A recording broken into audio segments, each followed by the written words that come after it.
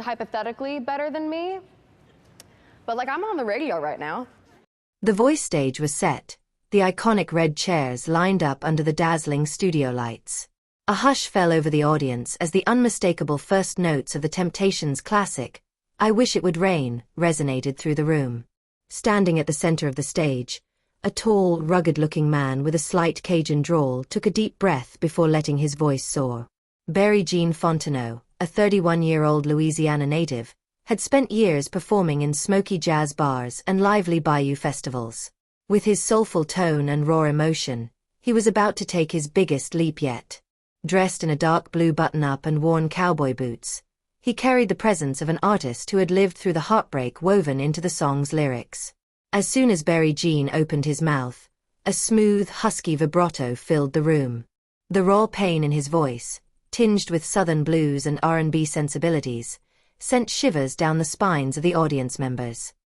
His control over every note, the deep resonance of his lower register, and the effortless way he climbed into his falsetto captivated everyone.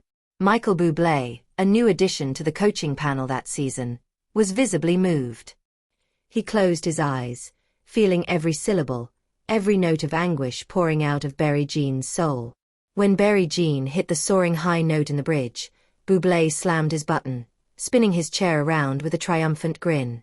The crowd erupted in cheers, the energy in the room electric.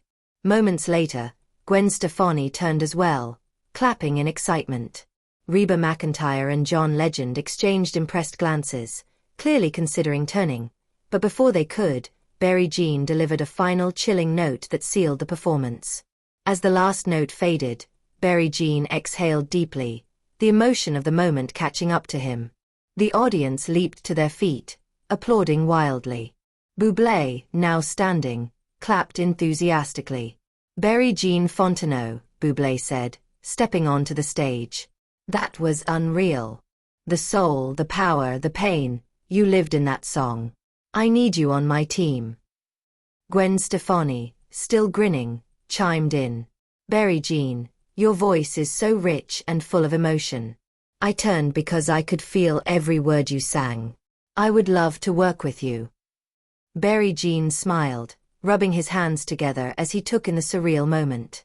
"I grew up listening to the Temptations. My grandpa used to play this song when it rained back home. I just wanted to honor that feeling tonight." Reba McEntire leaned forward. "Well, honey, you sure did. That was something special." After a moment of deliberation, Barry Jean looked between his two options before flashing a grin. "I gotta go with my gut. Coach Bublé." The audience roared as Bublé threw his arms in the air in celebration.